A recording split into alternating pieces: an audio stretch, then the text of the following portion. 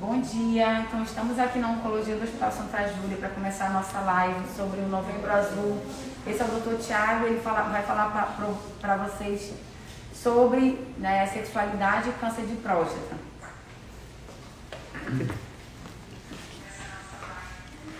Bom dia a todos os telespectadores aí, aos seguidores do Instagram, da Oncologia Santa Júlia.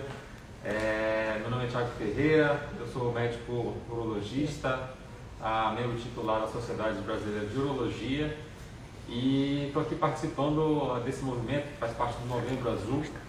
É um mês de conscientização para o câncer de próstata e nesse mês nós trabalhamos com os homens essa consciência de você fazer os exames preventivos, enfim, diagnosticar. A gente sabe que hoje o câncer de próstata, se ele é diagnosticado de uma forma inicial, uma fase inicial, ele tem mais de 95% de chances de cura. Outro fator importante também é a gente ressaltar que o câncer de próstata ele é silencioso no início, ou seja, não tem sintoma nenhum. Então, mesmo que você não esteja sentindo nada, você que é homem, não esteja sentindo nada, é importante que você vá ao seu urologista, vá ao seu médico fazer exames preventivos, que é o PSA, que é o exame de sangue, é um exame que a próstata, é uma substância que a próstata libera do sangue e é detectado através de um exame comum, e o toque retal, que é o toque, a avaliação física da próstata, e se tiver algum nódulo ou alguma alteração do PSA, é indicada a biópsia da próstata para fazer a confirmação do diagnóstico. Se vier o diagnóstico, dependendo da fase em que o câncer de próstata ele se encontrar, a gente tem algumas opções de tratamento. Para o efeito curativo, o principal tratamento é a cirurgia, que é a retirada total da próstata, que a gente chama de prostatectomia radical. Outra possibilidade também é a radioterapia, que é a concentração de ondas de raio-x na próstata e é feito o tratamento desse nódulo, desse câncer de próstata. A gente sabe que para o tratamento do câncer de próstata, a próstata está, digamos assim, numa região em contato muito íntimo com alguns nervos, e principalmente o nervo da ereção. Quando você manipula a próstata de alguma forma, você pode danificar, traumatizar esses nervos da ereção, em alguns casos até seccionar totalmente. O índice de disfunção sexual, disfunção erétil após uma prostatectomia radical varia em torno de 10 até 50%, dependendo do caso.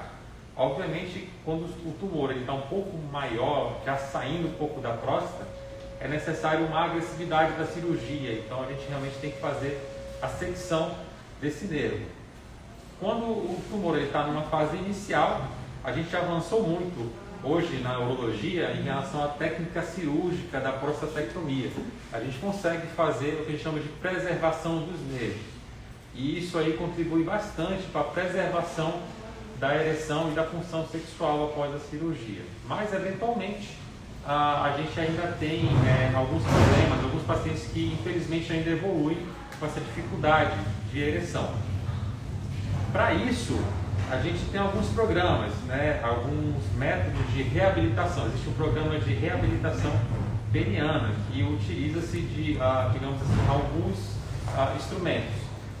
Pode ser feito o uso de medicações, tá? A gente pode usar a medicação para estimular essa função peniana. A gente pode fazer uso de medicações tanto orais quanto injetáveis no próprio pênis. A gente pode fazer uso de bomba de vácuo, e reposição hormonal. Algumas outras terapias experimentais, como psicologia, a psicoterapia, a fisioterapia do assoalho pélvico, com estimulação, também podem ser utilizadas. Mas enfim, existe hoje uma série de recursos, que o paciente que faz o tratamento do câncer de próstata e evolui com esse problema de disfunção, ele pode ser avaliado. Mesmo que a pessoa, digamos assim, faça o procedimento cirúrgico e apresente essa disfunção, a gente pode esperar até 2 anos. Essa função da ereção, a questão da ereção, ela pode retornar em até 2 anos. É o prazo que a gente utiliza para ver se esse paciente realmente ele vai ficar com um déficit da ereção ou não, certo? Mas enfim, o importante é a gente deixar bem claro que mesmo que apareça esses problemas na função da ereção, existem muitos tratamentos hoje em dia que a gente pode lançar a mão para recuperar essa função, né? E em último caso, aquele paciente que realmente não consegue recuperar, a gente tem a opção também da colocação do implante da prótese peniana, que é aquele que garante uma ereção. Existe tanto a prótese semi-rígida e a prótese inflável. Isso aí vai depender muito do tipo do paciente, né? De como é que está essa questão da ereção, e uma consulta aí uma conversa do paciente com o urologista vai ser decidido por qual prótese ser utilizado, tá? Falando sobre essa questão da função da vida sexual após a cirurgia, né? A gente é importante ressaltar também que a qualidade da ereção ela vai depender muito do paciente. Tem aqueles pacientes que antes de fazer o procedimento cirúrgico, eles já têm algum déficit de ereção. Seja pela própria idade, quanto maior a idade, pior a qualidade da ereção após a cirurgia, né? Seja aquele paciente que já tem alguns problemas de saúde, já utiliza algumas medicações, e essas medicações elas já interferem na ereção antes de fazer o procedimento, ou seja, se ele já tem algum problema antes da cirurgia, após a cirurgia, a tendência é que essa ereção seja cada vez menor também, tá? Outra coisa importante para a gente ressaltar aqui é a importância da conversa, né, do homem com a sua parceira, né, para ela também entender esse contexto da cirurgia, entender que é uma coisa que pode prejudicar a ereção, e ela, juntamente com o homem, né, que foi operado, tentar encontrar aí um meio termo, conversando, enfim, para chegar numa vida conjugal e sexual satisfatória para os dois. Bom, basicamente é isso, tá? Acho que falamos um pouco aí do quadro geral, né? E aí eu queria abrir um pouco agora para as perguntas, algumas dúvidas de alguns pacientes que tenham em relação a essa questão de como é que fica a vida sexual do homem após o tratamento do câncer de próstata. Oi, Thiago. Uma pessoa falou aqui que psicoterapia é muito importante nessa hora da sexualidade, né? Ela está, acho que, questionando e dizendo que acho que a gente precisa fazer esse acompanhamento conjunto, né? Até para dar esse apoio. Com certeza. Eu falei aqui da psicoterapia, né? Como uma das formas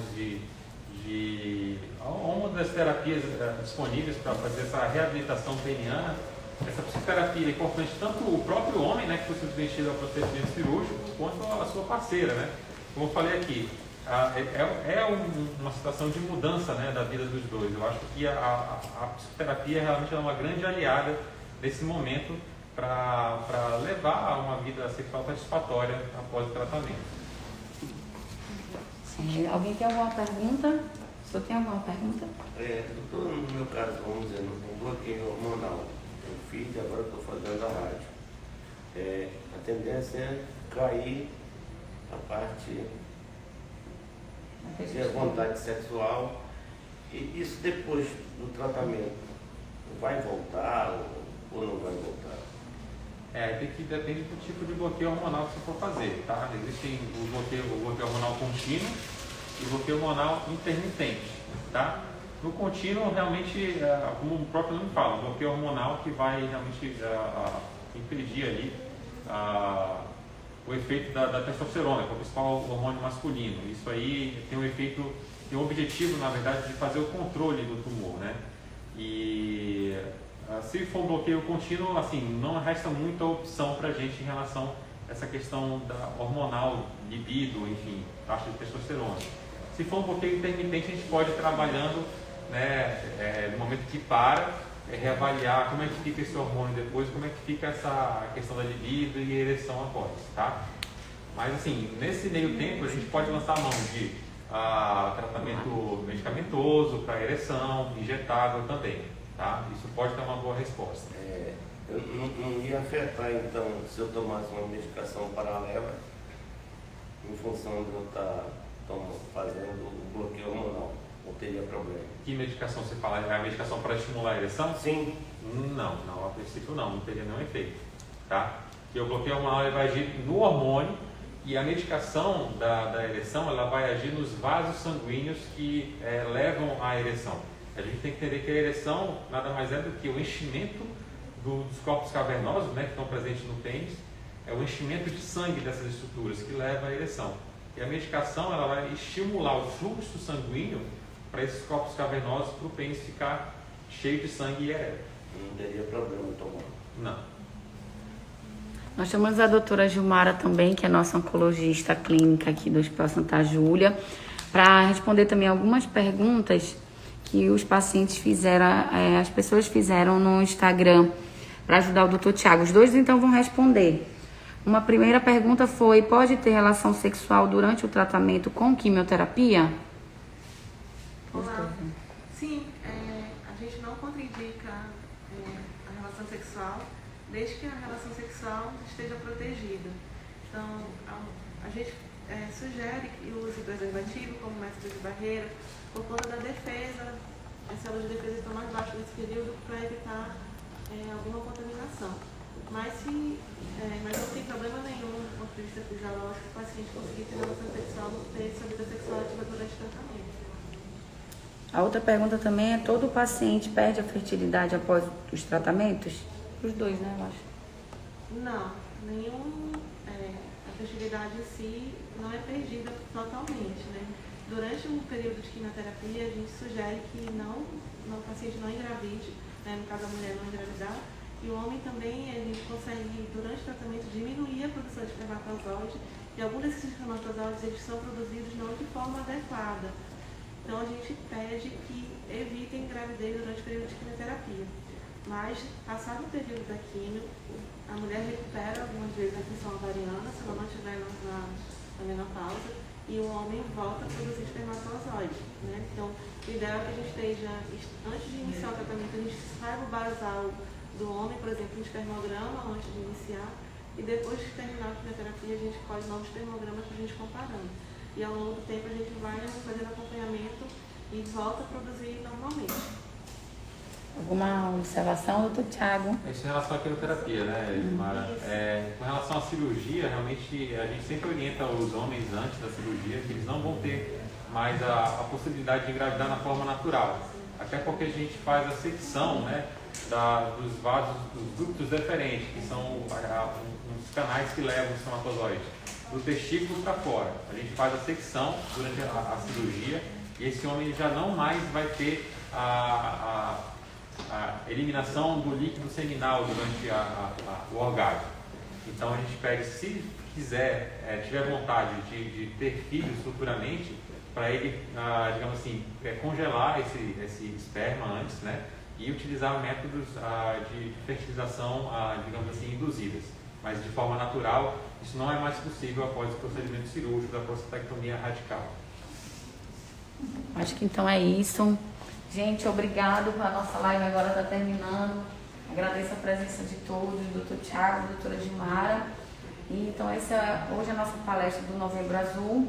O mês ainda não acabou, então a gente só pede para todos os homens, nesse mês, que se previnam, que façam seus exames, que procurem um urologista. Bom, né? Tá bom. Ô, gente, pronto.